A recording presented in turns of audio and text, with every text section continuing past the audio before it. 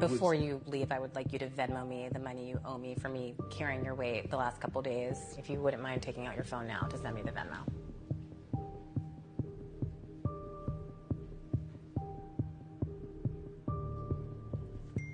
There we go. Hey guys, welcome back to my channel.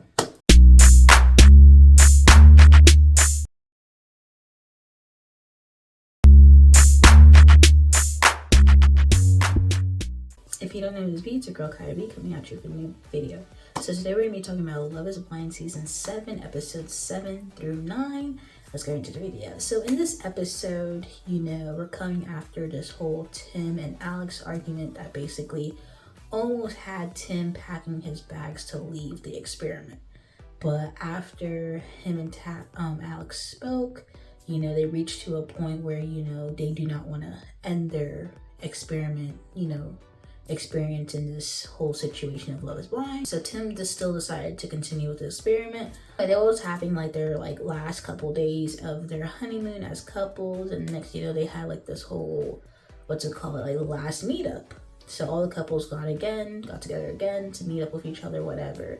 And I guess there were some fireworks happening, and Monica was basically telling Steven hey, come see the fireworks.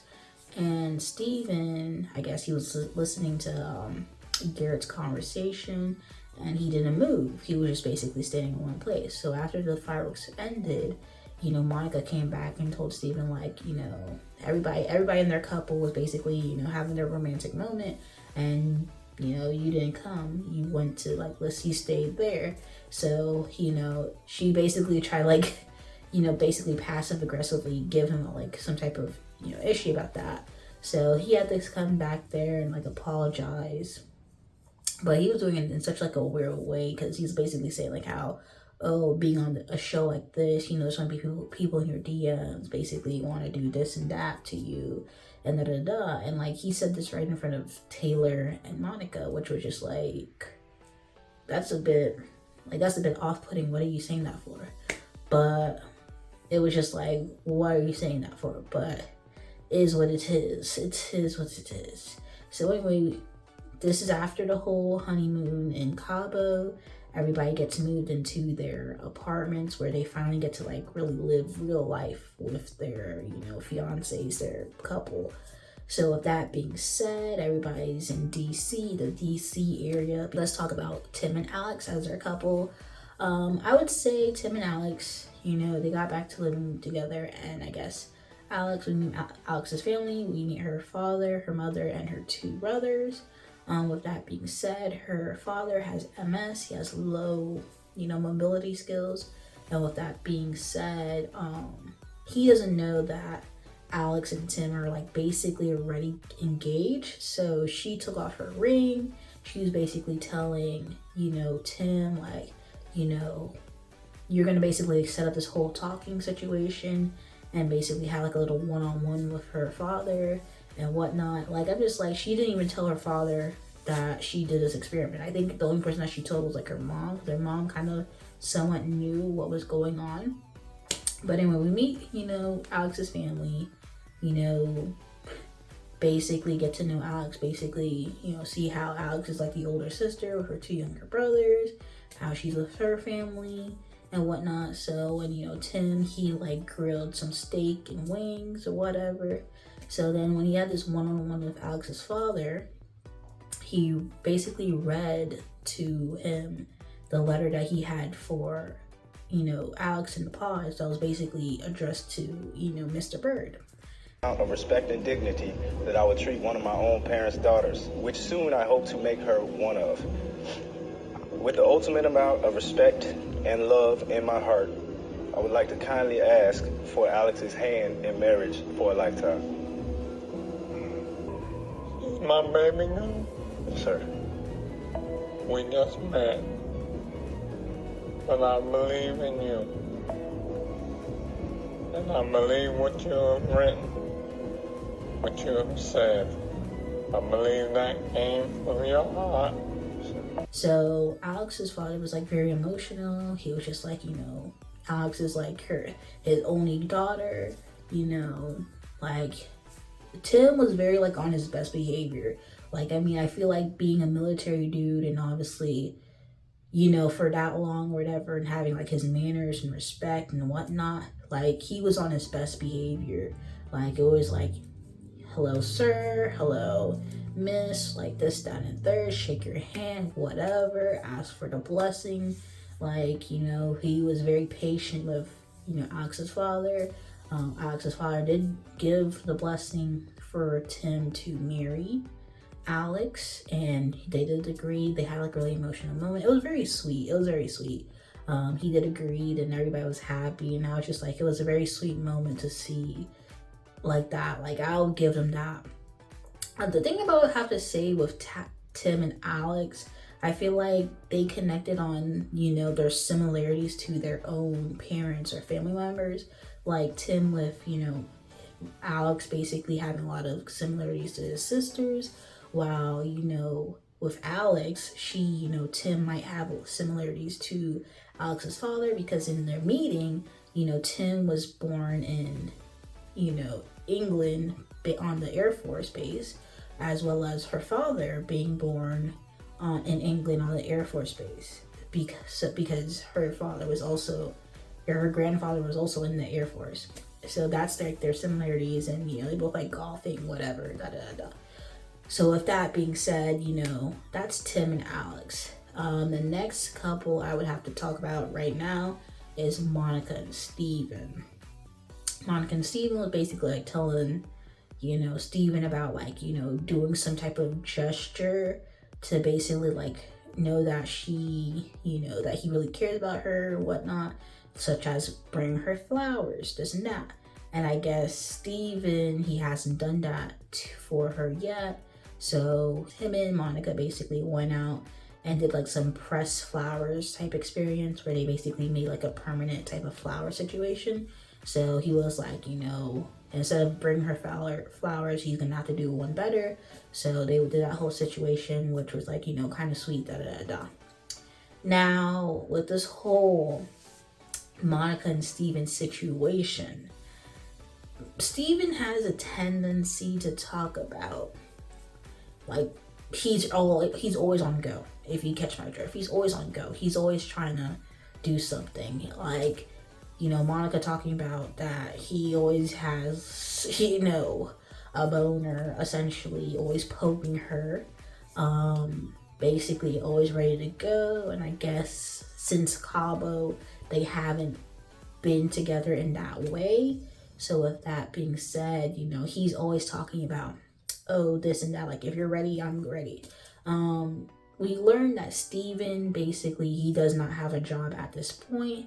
But, you know, so with that being said, Monica was basically footing the bill on certain things because, you know, after leaving for the experiment and coming back, I guess the guy that Steven worked with, basically was like, yeah, you don't got a job anymore. So Monica was like, you know, I could, you know, foot the bill for you, like, you know, work together as a team, da da da.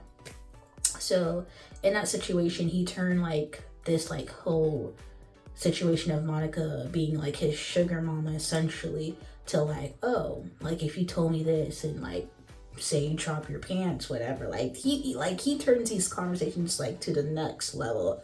Like, I'm ready, I'm good. And I'm just like she's like, this was, how did we get here? Like, word to Paramore, because how did we get here? But essentially, you know, he was just talking about that, and she basically said that, you know, you need to tone it down. Like, I know we wasn't together like that for a minute, but you need to tone it down. Like, not everything is always about that. Like, let's be real. So that was whatever day, that was the night before.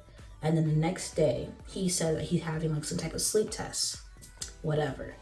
So I don't know, I guess he came back from the sleep test and, you know, Monica checks his phone. I don't know how, whatever, I don't know. But she sees some messages between Steven and some girl, which is just talking about some type of very inappropriate things for somebody who was engaged. So Monica found the text, and I guess she called Taylor up. Taylor's her bestie for the resty, like for real, and was like, yeah, she told Taylor, it was all on camera. Taylor basically popped up with Garrett, and you know, the funny thing is that this man was still in the apartment while she's basically ranting to Taylor about it, and he like went to the fridge, got something, and I guess he was just packing his bags to leave. But with that being said, he basically cheated. You know, maybe he didn't do the deed of like actually getting with somebody, but him texting inappropriate things with another woman that, you know, for out of the blue when they're in a, you know, fast-paced situation to be engaged and to get married in the next 2 weeks is kind of wild that he's already cheating on Monica, you know, or planning to. So he didn't really have an explanation for it. He was just like, yeah. He's like, oh, I shouldn't be on the show. Like, I shouldn't have come to the experiment. I shouldn't be on the show. And he basically kind of wasted Monica's time. I wasn't pretending.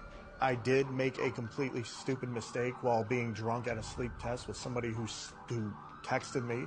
You were doing it today, Steven. You texted her today. And the really gross ones were today. So don't fucking lie to my face. Were you guys texting today? No. You weren't texting today. Okay, let me see your phone. I deleted the message. Of course you did. Yeah, because I didn't want to look at it either. They started yesterday and they went through today. I honestly don't remember texting her today because I knew what I was doing, and if... You didn't know what you were doing last night? No, I did know what I was doing last night, and I know that it was a stupid decision, and it was coupled with the conversation that we had last night. Don't you fucking blame me at all. I'm not blaming gross. you. I'm blaming my actions on myself based on how I took our conversation. I'm taking full responsibility for this, which is why I'm getting my stuff and I'm leaving you alone. Great. Like, Monica kept talking about how she's 36 years old. She's been waiting for somebody like Steven to come into the you know, experiment.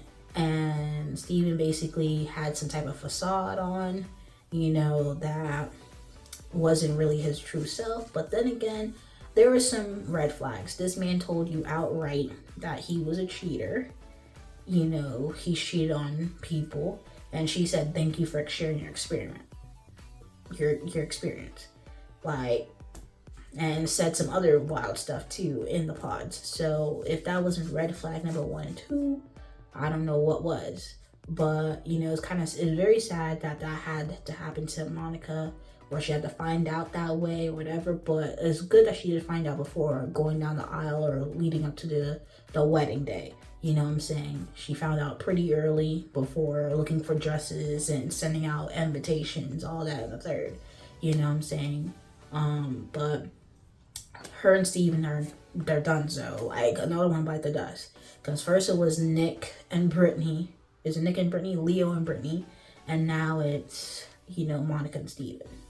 Marissa and Ramses basically had a chat about Marissa's experience in the, you know, military. You know, she's in the Navy, whatnot, her, you know, military experience, whatnot, her military background, like her always being with military guys, whatever. That's like a big part of her life. Anyways, she's talking to Ramses about it, and she's basically saying, like, you know, she doesn't really agree with everything that the military does, but she does appreciate her troops, you know, the people that she was in service with, whatever, and da-da-da-da. Like, she does understand that people in the military, they do, you know, things to other countries that are not good. So other countries looking in would be like, okay, they don't really like the military, da-da-da-da. So Ramses is kind of like, you know, he is not really, you know, pro-military. So he's kind of basically taking it with a grain of salt, or like, you know, he's not trying to judge Marissa, but he's just like, you know, he doesn't really agree with the military himself. But Marissa, she's like, she's grew up around the military since she was 2. That's all she's really ever known. Her mother pushed her into getting into the military. She's served 8 years in the military, or even more than that. And she just got out 2 years ago. She, you know, respects her troops, the people who, you know, risked their lives to be in service. She said that, you know, they do sign up to be in the military. So it is their choice. You know, Ramses was not like, was like, you know, no one really pointing a gun to their head to be in that, whatever.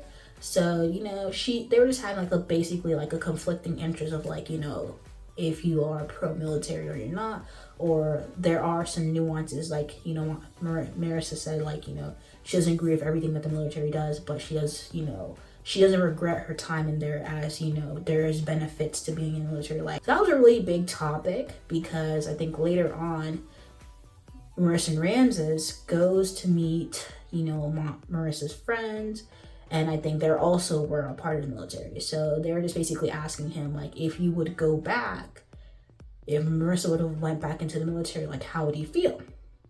And, like, how would that go? And he said, like, well, if she went back, that was probably going to be grounds for divorce.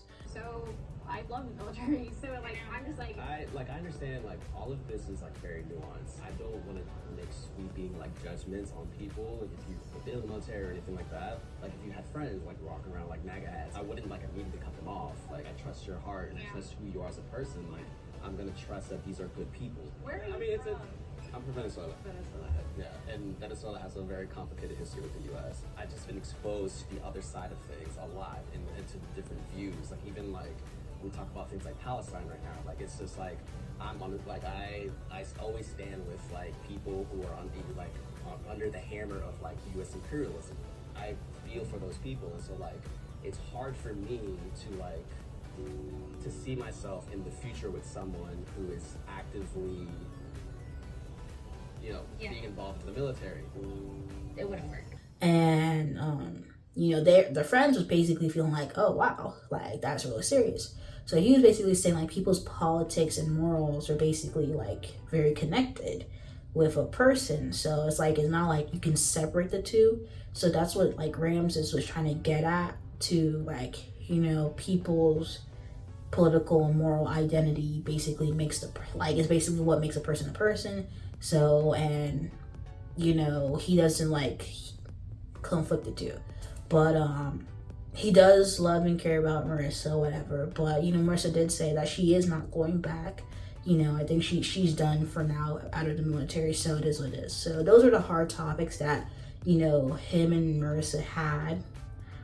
So it's there's that. But then later on, one of the last things with Marissa and Ramses is that, you know, they meet Marissa's mom. And Marissa's mom, she's probably like one of the most realist reactions to a parent meeting on this show that I've seen in the past 7 seasons though. Like, she came with her other kids. You know, she's basically like, you know what, we didn't have a really good, you know, they had to struggle basically, you know. Marissa's father, like, she has different fathers, you know, her siblings have different fathers, you know. The kids are basically joking how, you know, their fathers can make a volleyball team. Like, they're kind of like subtly roasting their mom a bit, but it was like no shade to her, but basically saying like they had like basically a hard life, like they really struggled to get to the point where they are. So, and like Marissa's mom don't play no games. She's just basically straight to the point, and like, if you like it, you like it, if you don't, you don't. Being from Ramses, she's basically talking whatever. And you know, I think one of the points that they were talking about is basically like a prenup. Like, you know, when her daughter does become a lawyer and actually earns money, like, and if something happens and you guys divorce, you're not gonna basically, you know, try to take half of my daughter's, you know, money. You know, we're gonna do a prenup. So whatever you come into the relationship with is what you come with and leave it with. And like basically saying that, you know, if her daughter has mixed million money, whatever, she's gonna keep that money. She's not gonna be giving it to you. Like, because basically, you know, their experience, you know, hard life, the men in, you know, the Marissa's mom's life and Marissa's life, basically upped and left them with, you know, not a nickel to their name. So with that being said, she's just trying to prevent her daughter from being in that position. So I understand where she's coming from. So she's basically telling Ramses is like, you're okay with signing a prenup, whatever. Ramses was okay with saying like, I'm gonna sign a prenup, whatever. Like, I'm good, I don't want her for your money. She has basically a little bit of a pessimistic view on love and whatnot, because she's basically like, oh, it can last 5 days to 5 years, 20 years, whatever. But like, you need to sign that prenup. Like, you know, I'm gonna be riding from her daughter no matter what. whatever. Like, I'm gonna still be there. Like, no matter what, I'm still gonna be 10 toes behind her daughter. So, I mean, you gotta give it to her. It was probably like one of the most realist interactions between people on Love is Blind. So there's that. And then the last thing with Marissa and Ramses is that this whole wearing protection while they're doing the deed. So Ramses is basically saying he doesn't want kids until 4 to 5 years. But Ramses is 34, Marissa is 32 or 31. So with that being said, 4 to 5 years for her is, 36, 37, all that and so forth. So she's like not trying to have kids that late in her life. But Ramses is saying he wants to, enjoy their experience of being married, being together first before having, kids. Which I do understand, you want to have time for yourself before having kids, but like you're in your mid-30s, sir. And, she's in her 30s, and, you get to a point like when you hit 40, like that, it kind of like very slim to none of having kids at that point. But with that being said, she was like saying, well, we need to stop being so risky and wear protection. And he's like, he doesn't like wearing protection. He likes to be free and wild. Like, he likes to take that risk, essentially. Or, Marissa's basically saying, like, she can try to get, some contraceptive, birth control, whatever, but she isn't really, that she doesn't know how it's going to affect her. So he's basically saying, like, I don't want you to do something that you don't want to do, but he just kind of like, he doesn't like protected, like wearing a rubber, essentially, while doing his business. Which I'm just like, it's either you take that risk and have a kid, or you wear that rubber. Like, it's only two options, because she just said, like, I'm not putting no IUD, birth control, whatever contraceptive in me. Like, it's either you take that risk, because she's like, if we do have kids, like, I'm fine. She's in her 30s, she got her money, they both have jobs, whatever. Like, she's fine to take care of whoever, she good. But he's kind of like, he want to wait. But I'm just like, you can't have the best of both worlds. You can't be like, oh, you don't want to wear a rubber, but you don't want to have kids, like, until a certain time. Like what's tea? And you can't force your significant other to do something they don't want to do. So that's where they butt heads, because it's just like, that's where you lost me, Ramses. So, everything else you were pretty cool and chill about, but that's where you lost me, chat. Like, for a fact, it's a risk. You're gonna have to suck it up. But it also reminds me of that couple, Joe and Amy from season 5, about, having kids young or whatever, but I mean, they came to a conclusion, like, it is what it is at that point, but Ramses is saying he don't want to do that. Couple is Hannah and Nick. So Hannah and Nick, they basically kind of butt heads, essentially, because Hannah, she's been on her own since she was 18 years of age. She basically pays for her own bills, her car note, insurance, rent, whatever, groceries, whatever, since the age of 18, whatever. She's been on her own. So she's basically more independent than Nick. Nick, he's been a football player, whatever. So, and I guess those times away from, his home, basically beyond the road, playing games or whatever, he basically said, like, what's the point of having, an apartment or whatever, that you can't really, you paying bills just not to live in. So his parents are basically gracious enough to basically let him stay at the house. He has his own room that he grew up in, and then also he's living in the basement area where he basically created his own, like, kind of living room space, bedroom space, essentially. So he's living there. He's basically living in his parents' house. So that being said, his parents kind of does a lot of, like, the work for him, essentially. Like, they pay his bills, essentially. It's like, he's on his parents' in car insurance. He doesn't have to pay for rent. Groceries, like, he cleans up his own room and own space for sure, but he doesn't really, like, put money into a lot of different things because his parents already got that settled. So it comes off very off to Hannah, who's kind of like, she's very financial literate to where she pays for her own thing. She puts stocks in whatever, and that's not Nick. So they're butting heads. Basically she's cooking dinner because her brother's coming over to meet Nick and her, and she like asked Nick to because he offered to help, to like, oh well, if you want to help me, go boil the pasta.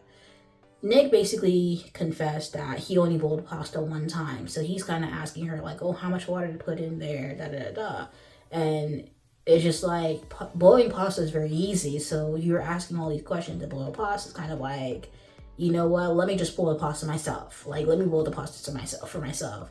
So he kind of felt like, she's always having like some type of problem because she's always on him about certain things, and like trying to basically say like, he doesn't know how to do things while she does know how to do things. Paying bills. What do you think? I think I'm financially more literate than you are. Okay. There's nothing wrong with this, but for you, the only bill that you have is just your car. Because Or you didn't gas even know if you had insurance. car insurance because your parents are paying it, right? So this is my question to you. Are you going to join my car insurance, and are we going to pay that together? Or are you going to continue to stay on your parents' car insurance when we get married? What would be the benefit of joining, being together on? That you're paying your own bills? I'm just asking, when we get married, are your parents still going to be paying certain of your bills, or are you joining them with me? I would join them with you. Phone bill. Your parents pay your phone bill. What's your plan with that? I mean, eventually, like in the next year or two, I'll probably start paying for it. But as long as they want to pay for my phone bill, So I'm I'll cool. keep I my don't give a phone fuck. bill for me. Yeah. Why are you looking at me like that? Because you're 28 years old. So I've been on my own since I'm 18. Yeah. So I've had to pay all the bills, right? Like I Yeah. pay my car insurance, I pay my health insurance, then I contribute to my 401k. And that kind of gets to her that, she doesn't want to be the man in a relationship or the one to know how to do things. Because she asked him, like, do you know how to mount on TV? And he was like, no, I don't know how to mount on TV, whatever. So it's like kind of things like she thinks like a man should do, or a man should be on like ready to do that, Nick hasn't done. So she's kind of like feeling a little bit off about him or nitpicking him about it. Anyways, later on, after meeting, Hannah's brother, we meet Hannah's parents. And, Hannah's parents basically also noticed that, like, Hannah's basically kind of, like, a little bit off with Nick a bit, like, always nitpicking him about something. So, they were just, like, telling Hannah, like, you need to relax, chill. Like, they didn't even grill Nick. They didn't even grill Nick, not one bit. They were just like, you need to chill. Like, calm down. And, it is what it is. Then we meet Nick's parents. I didn't know Nick was half Cuban. Maybe I missed it in the episodes, but his mother is Cuban, I believe, and, his father's white. They made dinner, they love Hannah, whatnot. It was basically easygoing meet of the family. Then we got Taylor and Garrett. Garrett's family basically a little bit suspicious about, not suspicious, but basically kind of like a bit off about the timeline of this whole experience, because they're basically saying like, we didn't get to know you, Taylor. Like, this one time we're meeting you is going to be the only time we get to meet you before going to your wedding.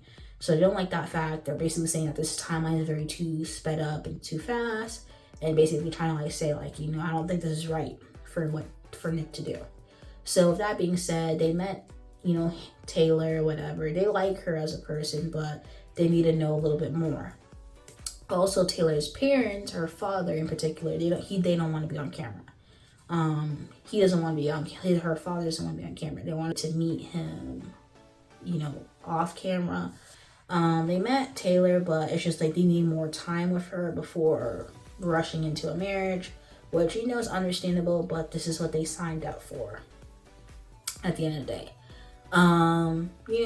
They met Taylor's friends, and Taylor's friends basically said like, yeah, Taylor really cares about you, love you, Garrett, like, yeah.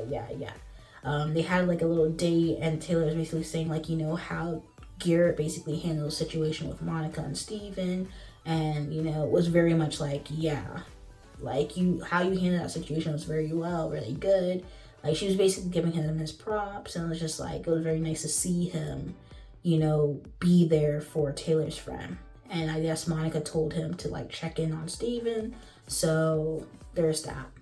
But they seem pretty sad. I feel like, you know, their only issue is like time at this point. But they're, you know, Taylor, she wants to move to San Diego after. She doesn't want to really stay in the DC area. But his family, Garrett's family, is in Fredericksburg, Virginia. And like him going from Virginia to California, like a big situation. But he said for Taylor, he would do that. Like, he's very excited about that move. Like, he would do that for Taylor. He's willing to do that for Taylor. And, you know, his family's kind of like, what are you doing? You're really uprooting your life for somebody that you met like a month ago. But so that's how they feel. But, you know, it is what it is. Like, he's willing to do that for Taylor. It is what it is. Like, they're very in love with each other. So there's that. Then last but not least, we have Tyler and Ashley. You know, Tyler and Ashley, they met, you know, Ashley's father for sure. They basically talked. It was really a cool meeting. He basically gave Tyler his blessing.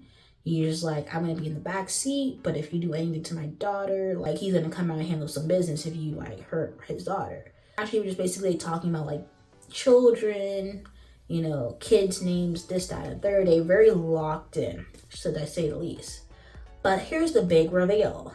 So what happened is Tyler drops the bomb that he was a sperm donor for 3 kids, not 1, not 2, 3. 3 kids he's a sperm donor for.